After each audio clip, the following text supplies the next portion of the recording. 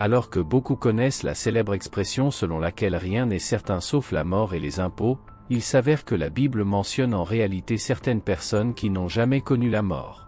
Bien que beaucoup puissent initialement considérer Jésus comme un exemple, selon les évangiles, la croyance centrale du christianisme est que Jésus est réellement mort avant sa résurrection d'entre les morts. Cependant, la Bible nous donne les noms de 3 individus qui n'ont jamais vu la mort. Le troisième est le thème de l'un des plus grands mystères de la Bible, Enoch. Le premier homme de la Bible dont on dit qu'il n'est jamais mort était un descendant d'Adam, non pas Caïn ou Abel, mais le 3e fils d'Adam et Ève. Il était également l'arrière-grand-père de Noé et avait une lignée avec d'autres personnages notables de la Bible. La Bible. À une époque où Dieu n'avait pas encore fixé une limite de vie à 120 ans, comme mentionné dans Genèse 6 verset 3, de nombreuses personnes vivaient bien au-delà d'un siècle. Cependant, Enoch a défié les attentes, devenant père à 65 ans et vivant finalement jusqu'à 365 ans. Durant cette période tumultueuse précédant le grand déluge, la plupart des gens ne marchaient pas fidèlement avec Dieu, ils ont suivi le chemin tortueux du péché. Cependant, Enoch s'est distingué en marchant fidèlement avec Dieu et en développant une relation profonde avec lui. Dans Genèse 5 versets 22 et 24, nous lisons qu'Enoch a marché avec Dieu et n'a plus été revu, car Dieu l'a pris. Cet extrait indique le lien étroit d'Enoch avec Dieu et le fait extraordinaire que Dieu a choisi de l'emmener au ciel sans qu'il connaisse la mort physique. Luc mentionne Enoch dans sa liste des ancêtres de Jésus dans Luc 3 verset 37, remontant à Adam. Hébreux 11 mentionne également Enoch dans une liste d'anciens ancêtres israélites loués pour leur grande foi. Hébreux 11, versets 5 et 6 dit, « Car avant d'être enlevé, il était loué comme quelqu'un qui plaisait à Dieu. Et sans la foi, il est impossible de plaire à Dieu, car quiconque vient à lui doit croire qu'il existe et qu'il récompense ceux qui cherchaient avec diligence. » Tout au long de la Bible, l'expression « Dieu l'a pris » est utilisée à plusieurs reprises pour désigner Enoch. Le livre des Hébreux précise que cette phrase n'est pas seulement symbolique, mais signifie qu'Enoch n'a pas connu la mort comme cela arrive normalement. Hébreux 11, versets 5 et 6 renforcent cela, déclarant que, par la foi en Enoch être retiré de cette vie afin qu'il ne connaisse pas la mort. Il n'a pas pu être trouvé parce que Dieu l'avait pris, car avant d'être pris, il était loué comme quelqu'un qui plaisait à Dieu. Enoch a également reçu le don de prophétie, puisqu'il a prophétisé sur la venue de Jésus-Christ. Cet événement est décrit dans Jude 1 versets 14 et 15, qui dit « Voyez, le Seigneur vient avec des milliers et des milliers de ses saints pour les juger tous et pour condamner toutes leurs actions impies, leur impiété et toutes leurs paroles de défi. Les méchants pécheurs ont parlé contre lui. » Cependant, l'héritage d'Enoch ne s'est pas arrêté à lui, son arrière-petit-fils Noé a également marché fidèlement avec Dieu à cause de sa justice. Seul Noah et sa famille ont été épargnés lors de l'inondation catastrophique. La vie d'Enoch est un puissant témoignage de foi, d'obéissance et de véracité, qui a plu à Dieu au point de choisir de le retirer de ce royaume terrestre. Imaginez ça. Deuxièmement, Élie, le personnage le plus populaire de la Bible qui n'est pas mort, était prophète sous le règne du roi Achab et de la reine Jézabel en Israël. Il était connu pour son audace en dénonçant les idoles et les faux dieux que le peuple d'Israël avait commencé à adorer. Il a également accompli de nombreux miracles, comme faire descendre le feu du ciel pour prouver que le Dieu d'Israël était le vrai Dieu, 2 Rois 1 versets 10 et 12. Il a été utilisé par Dieu pour amener la repentance et la réforme en Israël. Pendant cette période, les nations israélites se sont détournées de la foi de leurs ancêtres, abandonnant Dieu pour adorer des idoles païennes. Ce tournant vers l'idolâtrie fut provoqué par le méchant roi Jéroboam. Jézabel, épouse du roi Achab, était particulièrement vouée au culte des idoles et a incité son mari à construire un temple au dieu païen Baal. Cela a détourné de nombreux Israélites de l'adoration du vrai Dieu. Témoin du déclin spirituel de sa nation, le prophète Élie a pris position contre la méchanceté du roi Achab, l'exhortant à se repentir et à revenir au Dieu d'Israël. Cependant, le roi resta obstiné et réticent à suivre les conseils d'Élie. En réponse, le prophète Élie a prophétisé qu'il y aurait une grave sécheresse, sans pluie ni rosée ne tombant sur la terre jusqu'à ce qu'il prie pour que cela se produise. Après une fin de 3 ans et demi, le ciel est resté fermé, provoquant une sécheresse et une famine généralisée à travers le pays. L'histoire d'Élie qui ne meurt pas et va directement au ciel est encore plus claire et plus dramatique que celle d'Enoch. Élisée, l'assistant d'Élie, a été prévenu de son départ dans 2 Rois 2 et 3, qui dit « les fils des prophètes qui étaient à Béthel sortirent à la rencontre d'Élisée et lui dirent, « Sais-tu que l'Éternel t'enlèvera aujourd'hui ton maître ?» Le jour fixé par Dieu, Élie quitta Gilgal, accompagné d'Élisée. Ils arrivèrent sur les rives du Jourdain, suivis par 50 jeunes prophètes de Jéricho, qui se tenaient à distance et regardaient. Élie prit son manteau, le plia comme une tige et frappa l'eau, le faisant se séparer. Les prophètes traversèrent le fleuve à sec, marchant aux côtés d'Élisée à travers les eaux divisées. Élie a demandé s'il y avait quelque chose qu'Élisée voulait avant que Dieu ne le prenne. Élisée a exprimé son désir d'une double portion de l'esprit divin de son maître.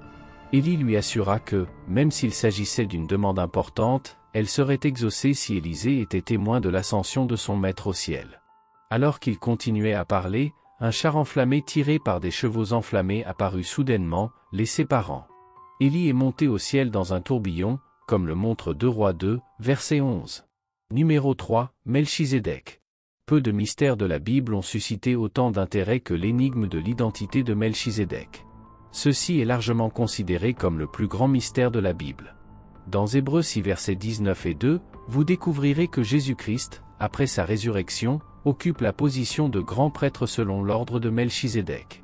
La traduction de Moffat le dit plus directement, affirmant que Jésus a un statut équivalent à celui de Melchizedek, décrit comme ayant le rang de. Alors, qui est Melchizedek ?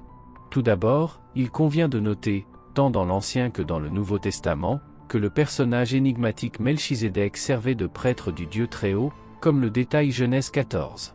Pendant cette période, il y eut une guerre entre plusieurs villes antiques de Canaan et la Mésopotamie, et Lot, le neveu d'Abraham, et sa famille avaient été capturés lorsqu'un des gens de Lot avait réussi à s'échapper et à annoncer la nouvelle à Abraham. Abraham a agi en armant 38 de ses propres serviteurs et en poursuivant les envahisseurs. Il les trouva et réussit à sauver Lot et sa famille, les ramenant sains et saufs dans les villes cananéennes.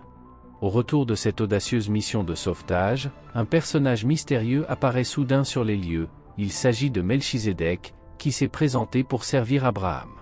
Voici le récit dans Genèse 14 versets 18 et 20.